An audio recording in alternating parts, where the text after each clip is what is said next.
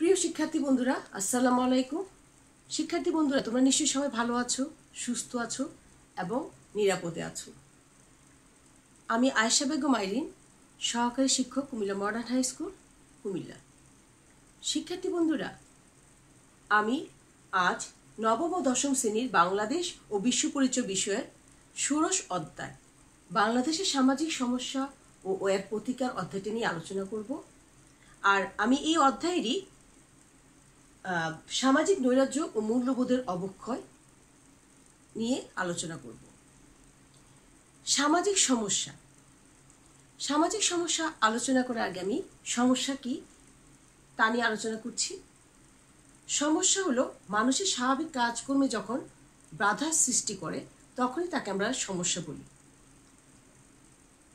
এখন ধরো আমি বাসা থেকে বের হয়ে রাস্তায় যখন যাচ্ছিলাম তখন হঠাৎ আমি হোঁচট খেলাম, খাওয়ার পর আমার চটিটা ছিঁড়ে গেল। এর ফলে কি হলো?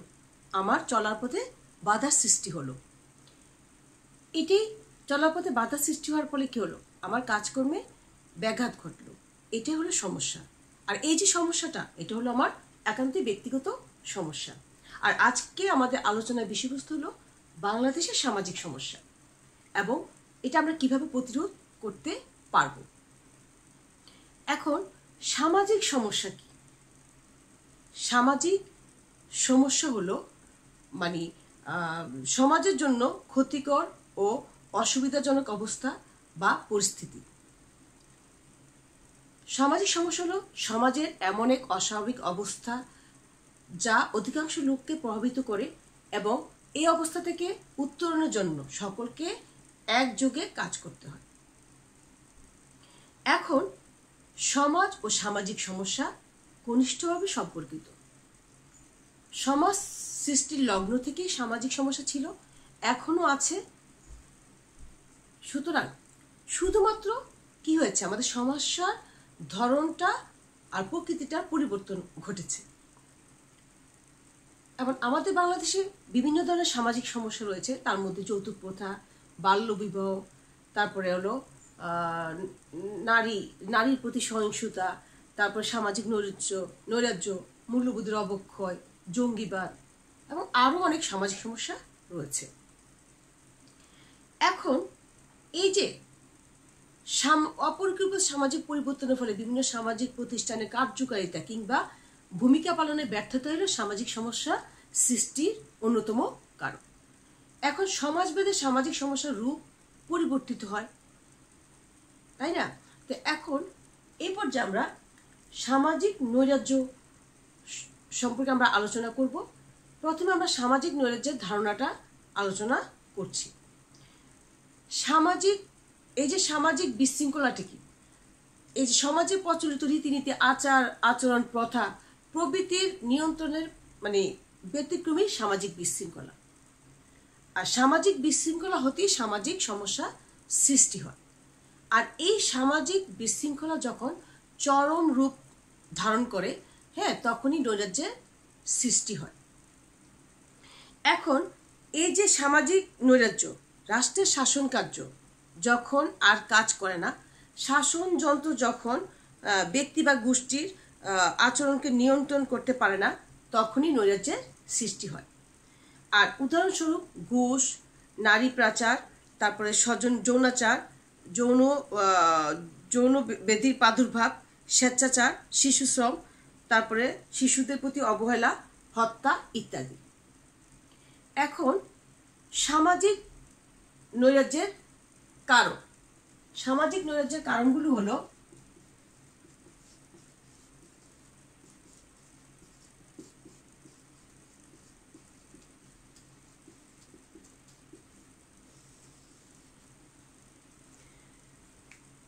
আমাদের এই যে বাংলাদেশের যে সামাজিক বিশৃঙ্খলার ফলশ্রুতিতে যেমন সামাজিক নৈরাজ্যের সৃষ্টি হয়। আর এই যে নৈরাজ্যের ফলে নৈরাজ্যের কারণগুলি কি? আইন শৃঙ্খলার অবনতি ও শিথিলতা ঘটলে,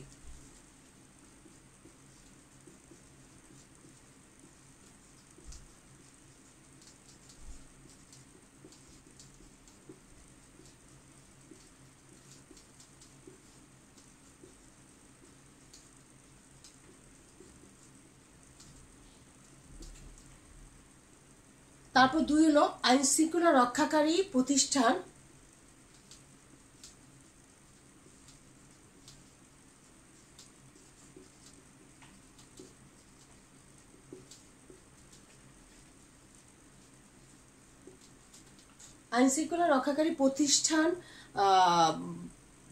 কর্তৃক সাহায্যপ্রার্থী ব্যক্তির প্রতি বৈষম্যমূলক আচরণ।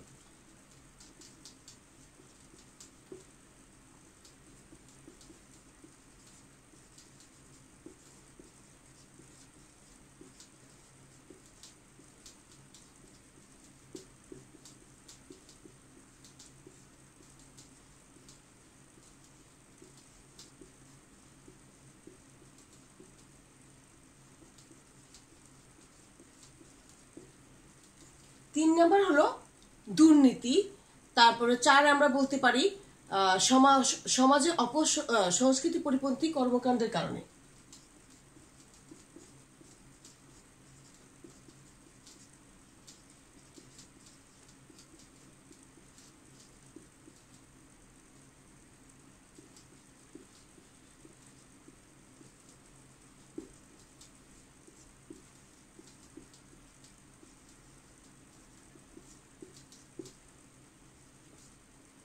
রাজনৈতিক অস্থিতিশীলতার কারণে।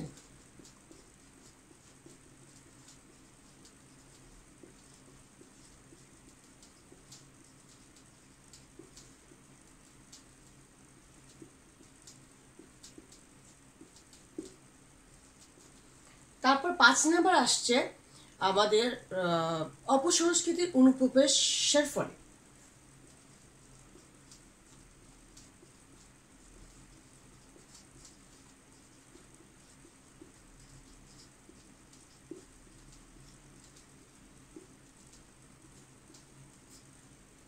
তাহলে কি হলো?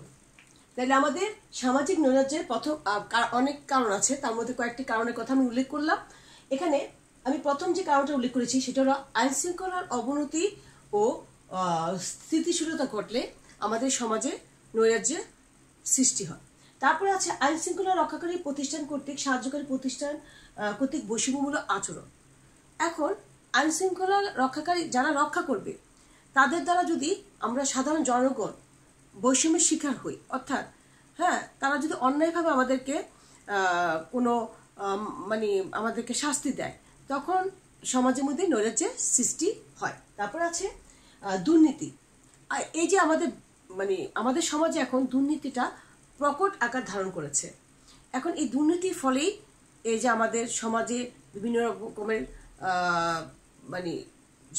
সমস্যা হচ্ছে, এবং এই দুর্নীতিটা এমন ভাবে সমাজটাকে আমাদের গ্রাস করে ফেলেছে যে এর থেকে পরিত্রাণ পাওয়াটা আমাদের একান্তই জরুরি হয়ে পড়েছে। এখন এই দুর্নীতির ফলে সমাজে নৈরাজ্য সৃষ্টি হচ্ছে। আর সমাজের সংস্কৃতি পরিপন্থী কর্মকাণ্ডের ফলে আমাদের সমাজে নৈরাজ্য সৃষ্টি হচ্ছে। আর রাজনৈতিক অস্থিতিশীলতার কারণেও আমাদের সমাজের মধ্যে নৈরাজ্য সৃষ্টি হচ্ছে। যেমন রাজনৈতিক দলগুলো তাদের নিজেদের স্বার্থ সিদ্ধির জন্য তারা বিভিন্ন রকমের অপকর্ম চালাচ্ছে, এবং যে কোনো সুবিধা তারা নিজেরা সুবিধার জন্য বিভিন্ন ধরনের অন্যায় কাজ করছে। এর ফলে সমাজে বিশৃঙ্খলা চরম রূপ ধারণ করছে। তারপর আছে রাজনৈতিক, তারপর আছে অপসংস্কৃতির অনুপ্রবেশ। এই যে আমরা এক সংস্কৃতি থেকে আমরা অন্য সংস্কৃতি, নিজের সংস্কৃতিকে বাদ দিয়ে আমরা অন্য সংস্কৃতির প্রতি প্রভাবিত হচ্ছি। আমরা ভালো জিনিসটাকে গ্রহণ না করে খারাপ জিনিসটার প্রতি আমরা আকৃষ্ট হচ্ছি। যেমন আমাদের বিভিন্ন আমরা এখন মোবাইলে দেখা যাচ্ছে যে আমরা ভালো জিনিসটা গ্রহণ করছি না, আমরা খারাপ জিনিসটা গ্রহণ করছি। এর ফলে কি হচ্ছে? আমাদের সমাজের মধ্যে বিশৃঙ্খলা সৃষ্টি হচ্ছে, এবং এই বিশৃঙ্খলার ফলেই সমাজে নৈরাজ্য সৃষ্টি হচ্ছে।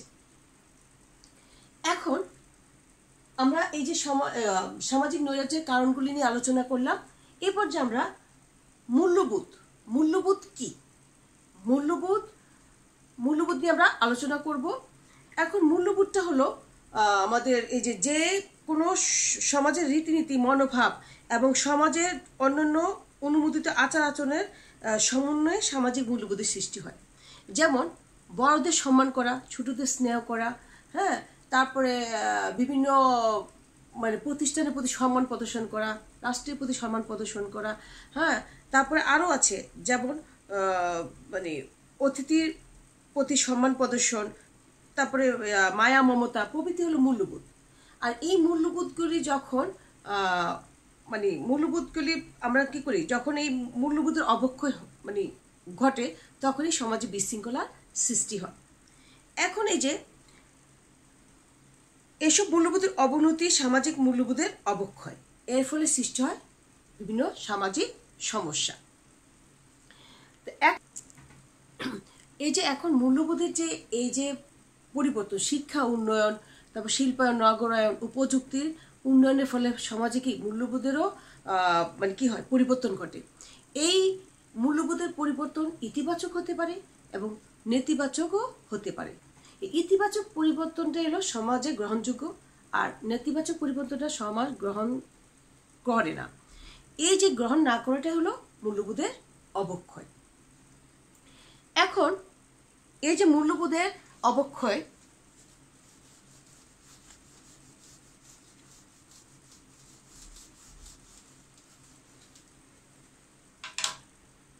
এই যে মূল্যবোধের অবক্ষয় আমরা কিভাবে প্রতিরোধ করব, এই পর্যায়ে আমরা তাই আলোচনা করব।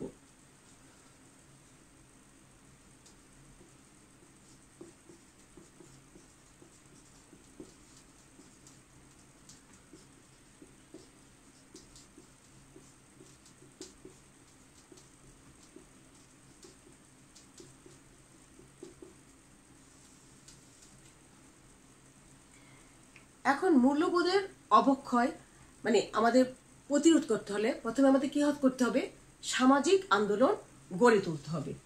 এক নম্বর হলো সামাজিক আন্দোলন।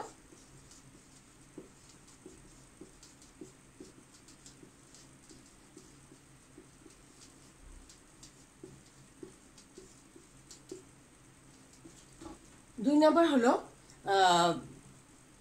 সামাজিক আন্দোলন গড়ে তুলতে হবে, তবে আইন শৃঙ্খলা বাহিনীকে সোচ্চার হতে হবে।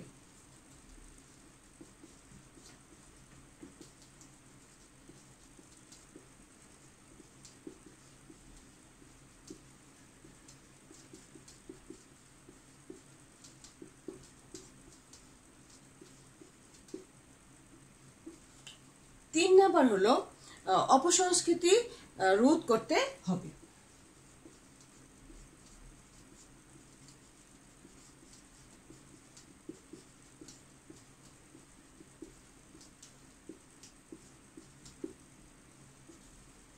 চার, দুর্নীতি ও স্বজনপ্রীতি রোধ করতে হবে।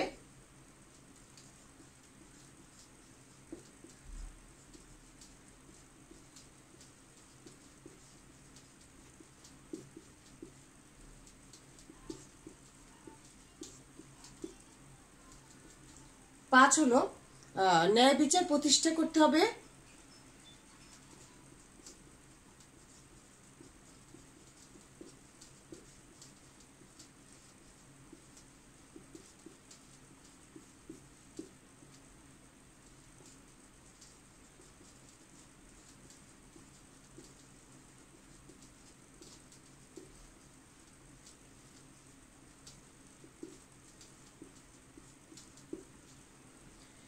এখন এই যে মূল্যবোধের অবক্ষয় মানে প্রতিরোধ করতে হলে আমাদের প্রথমে কি করতে হবে, সামাজিক আন্দোলন গড়ে তুলতে হবে। দুই নাম্বার, আইন শৃঙ্খলা বাহিনীকে সোচ্চার হতে হবে। তিন, অপসংস্কৃতি রোধ করতে হবে। চার, দুর্নীতি ও স্বজনপ্রীতি রোধ করতে হবে। পাঁচ, ন্যায় বিচার প্রতিষ্ঠা করতে হবে। ছয় হলো আইনের শাসন প্রতিষ্ঠা করতে হবে। এখন এই যে সমাজে ন্যায় বিচার মানে প্রতিষ্ঠার অভাব দেখা দিলেই যে সামাজিক বিশৃঙ্খলা বা অসঙ্গতি দেখা দেয়, ফলে সামাজিক মূল্যবোধের অবক্ষয় ঘটে। আর এই মূল্যবোধের অবক্ষয় ঘটলেই কি হয়, মানে মানে আমাদের এই যে সমাজে একটা নৈরাজ্য সৃষ্টি হয়। তাহলে এই যে আমাদের সমাজকে সুন্দর স্থিতিশীল রাখতে হলে আমাদেরকে কি করতে হবে, এই মূল্যবোধের অবক্ষয় প্রতিরোধ করতে হবে। তবে আমরা সুন্দর ও সুস্থ একটা জীবন যাপন করতে পারবো, একটা সুন্দর রাষ্ট্র সবাইকে উপহার দিতে পারবো। এখন এই যে আমরা এই পদক্ষেপগুলি গ্রহণ করার মাধ্যমে আমরা কি করব, আমরা প্রতিরোধ করার ফলে আমরা সুন্দর সুস্থ জীবনযাপন আমরা করতে পারবো। শিক্ষার্থী বন্ধুরা, আমরা সামাজিক নৈরাজ্য ও মূল্যবোধের অবক্ষয় নিয়ে আলোচনা করেছি। এই পর্যায়ে আমরা আলোচনা করব নারীর প্রতি সহিংসতা।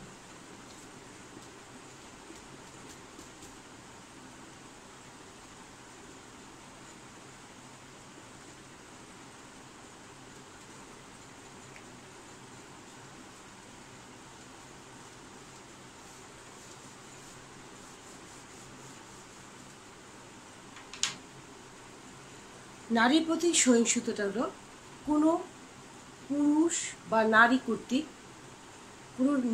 কোনো নারীকে যখন নারী হওয়ার কারণেই অবহেলার শিকার করা হয়, তখনই তাকে নারীর প্রতি সহিংসতা বলা হয়। আর আমাদের সমাজে নারীরা বিভিন্নভাবে অবহেলার শিকার হচ্ছে, সহিংসতার শিকার হচ্ছে। আর এই নারীদেরকে বিভিন্নভাবে শারীরিকভাবে, মানসিকভাবে নির্যাতন চালানো হয়। আর এই সহিংস আচরণ বাড়িঘর, রাস্তাঘাট, স্কুল কলেজ, কর্মক্ষেত্র, হাট বাজার থেকে শুরু করে যে কোনো স্থানেই ঘটতে পারে। এই যে নারীর প্রতি সহিংসতাটা এটা আমাদের সমাজে এখন খুব সমাজে একদম ছড়িয়ে পড়েছে। যেমন নারীদেরকে আমরা এখন বিভিন্ন দেখা যায় গ্রামে বেশিরভাগ এই সহিংসতাটা, নারীর প্রতি সহিংস আচরণটা গ্রামে বেশি দেখা যায়। এখন নারীর প্রতি সহিংসতার প্রকৃতিটা কেমন? নারীর প্রতি সহিংসতা নারীর স্বাধীনতার ক্ষেত্রে প্রধান প্রতিবন্ধক। এখন এই নারীর প্রতি সহিংসতার প্রকৃতিটা বিভিন্ন রকমের হয়ে থাকে। এক নম্বর হলো পারিবারিক সহিংসতা, আরেকটা আছে পৈশাচিক সহিংসতা। পারিবারিক সহিংসতাটা সাধারণত বাড়িতে শারীরিক ও মানসিক যেসব নির্যাতনের শিকার হয় নারীরা, তাকেই পারিবারিক সহিংসতা বলা হয়। এখন সাধারণত এই স্বামী, শাশুড়ি, ননদ ও পরিবারের অন্যান্য সদস্যরা নারী এই ধরনের নির্যাতনের শিকার হয়ে থাকে। এসব সহিংসতার মধ্যে রয়েছে যেমন যৌতুক, প্রহার, তারপরে শিক্ষা ও সম্পত্তি অধিকারের বঞ্চনা, অত্যধিক কাজের বোঝা চাপানো, তারপরে কন্যা শিশুরকে মারধর, যৌন নিপীড়ন প্রভৃতি। এখন আরেকটা আছে পৈশাচিক সহিংসতা। এটা হলো যৌন হয়রানি, নির্যাতন ও ধর্ষণ, মন গড়া ফতোয়া, অ্যাসিড নিক্ষেপ, তারপর নারী ও শিশু পাচার প্রভৃতি হলো পৈশাচিক সহিংসতা।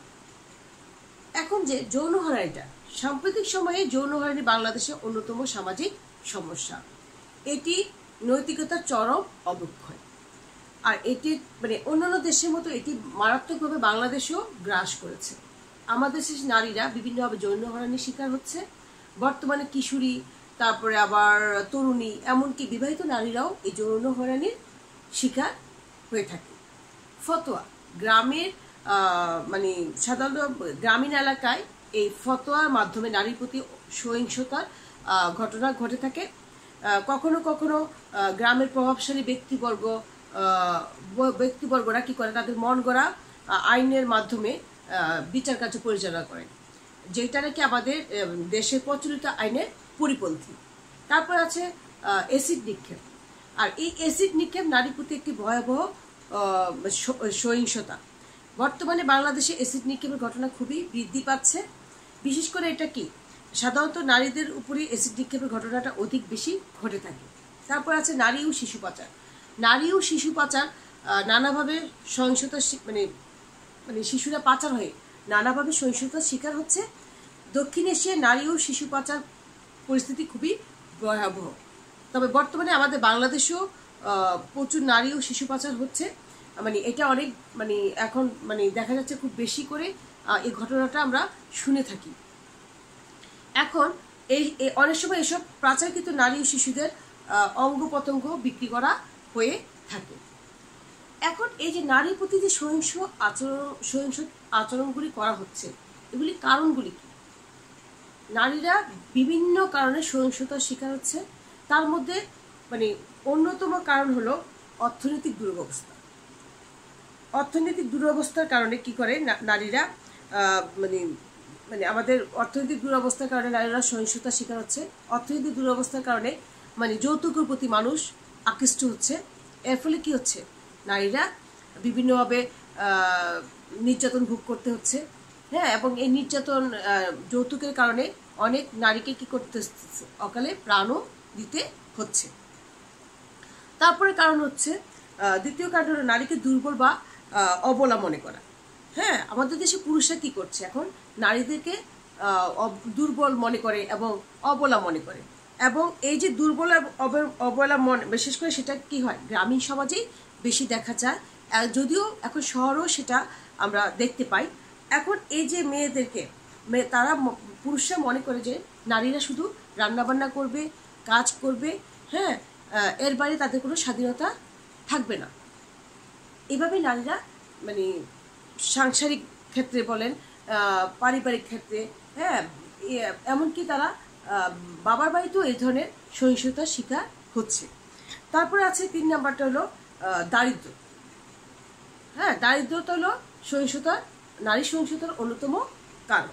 হ্যাঁ, তারপর নারীর প্রতি সহিংসতার গুরুত্বপূর্ণ মানে এই যে দারিদ্রতার কারণে নারীদেরকে কি করছে, অনেক সময় কি করছে, নারীদেরকে মানে বিভিন্ন অধিক কাজের বোঝা তাদের উপর চাপিয়ে দেওয়া হচ্ছে। তারপরে সহিংসতার শিকার হচ্ছে। বাংলাদেশের নারীরা শ্রমিকের একটা বিরাট অংশ কিন্তু পোশাক শিল্পে কাজ করছে। তারপর আছে লোকলজ্জা, পারিবারিক ও সামাজিক মর্যাদার ভয়। অনেক সময় নারীরা কি করে, লোকলজ্জা, তারপর সামাজিক মানে মর্যাদার ভয়াবহ নানা কারণে বাংলাদেশের নারীরা কি করছে, অনেক সময় নারী নির্যাতনের বিষয় বাইরে প্রকাশ করতে ও প্রতিবাদ করতে পারে না। আর এটাকেই কি করে মানুষ দুর্বলতা মনে করে নারীদের উপর নির্মম অত্যাচার চালানো হয় এবং নারীরা সহিংসতার শিকার হয়ে থাকে। এখন এই যে নারীর প্রতি সহিংসতার প্রভাব, এই যে নারীর প্রতি সহিংস আচরণ করা হয়, এর ফলে কি কি প্রভাব পড়ে নারীদের উপর।